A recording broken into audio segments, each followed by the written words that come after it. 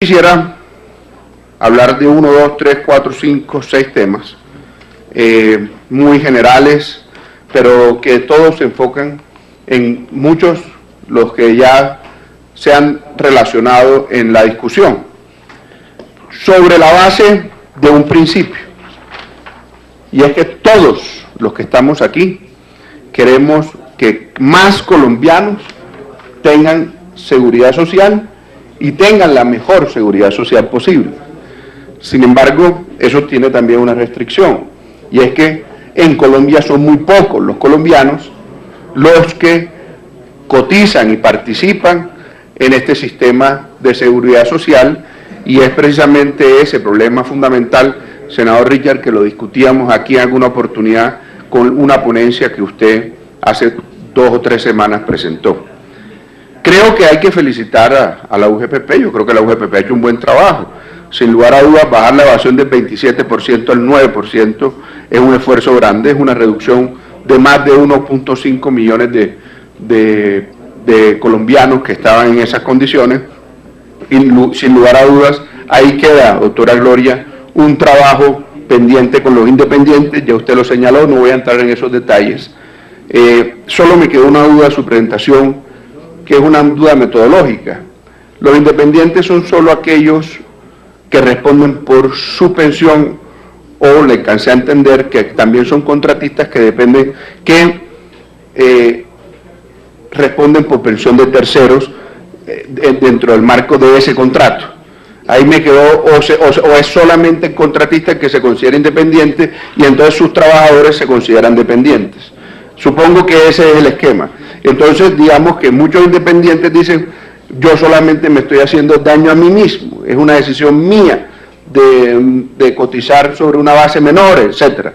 Y yo creo pues que eso es un tema que en algunos casos requiere una presión, una persuasión, y en otros casos requiere más de educación y más de explicación, y vale la pena entonces que si este debate pueda tener algún fruto, porque a veces nos quedamos nosotros de que los debates se quedan aquí y no generan resultados posteriores, es que, no sé, la UGPP revise la posibilidad de hacer un llamado nacional, buscar cómo el gobierno nacional nos puede ayudar para hacer más educación y menos cobro coactivo. Eso es lo primero. Lo segundo es un elemento que no se ha revisado a fondo, y no lo revisaron a fondo la doctora Gloria ni el gobierno.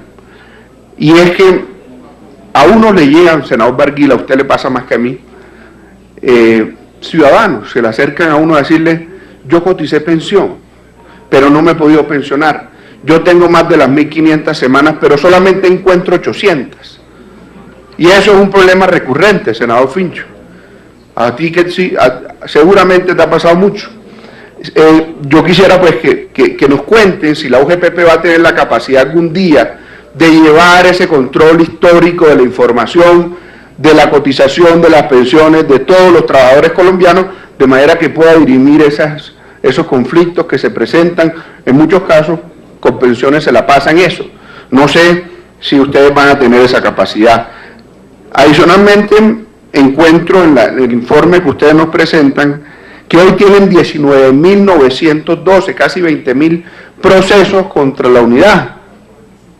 44% de ellos por la forma como se liquida.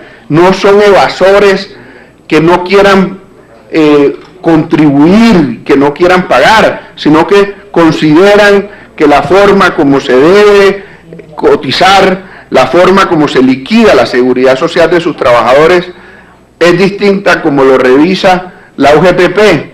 Y yo no sé si eso, honorables senadores, merece que en algún momento entre la UGPP y los cotizantes un tercero que pueda resolver. Pero la pregunta de fondo para los que estamos hoy aquí es si una estructura tan liviana como la que tiene la UGPP tiene la capacidad, y que esto cada día va a ser más grave, de atender 20.000 procesos en contra de la misma. Y entonces aquí llega un tema muy de fondo, en el cual pues la doctora Gloria nos mostró unos cuadros y unos casos muy casuísticos, valga la redundancia, pero no hablamos de la ley, no hablamos de la norma. Y yo creo que aquí el fondo es en cómo se aplica el famoso artículo 30, ya le voy a decir la ley.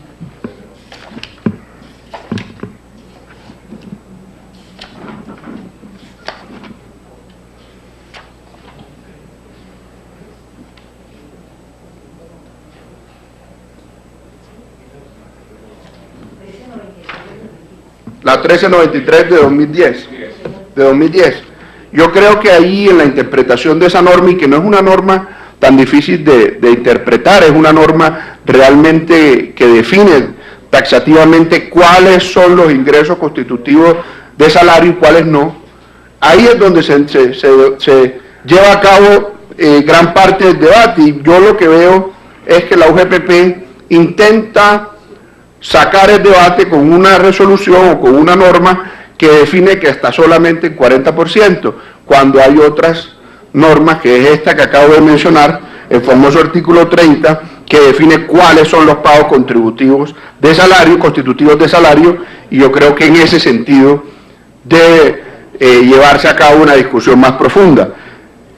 Adicionalmente, pues entonces, cuando no se tiene en cuenta eso, honorables senadores y queridos amigos que nos escuchan, algunos colombianos, algunos analistas consideran que se puede estar presentando lo que denomina un impuesto puro, porque estas contribuciones pueden estar generando un costo oculto a las empresas de entre el 0,9 y el 2,9% de las contribuciones, más, y es mucho más grave, mucho más evidente y mucho más gravoso en el caso de los contribuyentes que son rentistas de capital. Algo alcanzó a mencionar la doctora Gloria. Ella decía que aunque fueran rentistas de capital, esos ingresos son constitutivos, como se asemeja a un salario, y ellos ahí deben cotizar, pero eso se termina convirtiendo en una carga muy importante para ese tipo de rentas y afecta la inversión, afecta la capacidad de generar capital, afecta la posibilidad de generar nuevas fuentes de empleo, toda vez de que desestimula la inversión, y puede tener en un país donde la tasa efectiva de tributación es del 70%, la carga de la contribución de seguridad social puede estar rondando en una cuarta parte o una quinta parte de esa tasa efectiva de tributación, y en casi un 10% de todos los ingresos netos de las empresas. Por lo tanto, yo creo que aquí sí vale la pena revisar el cumplimiento de esa norma y que sea ella la que defina la claridad con lo que se define si es o no constitutivo de salario, es un elemento clave. Y por último, y con esto cierro, el patrimonio de la UGPP es negativo en bastantes ceros.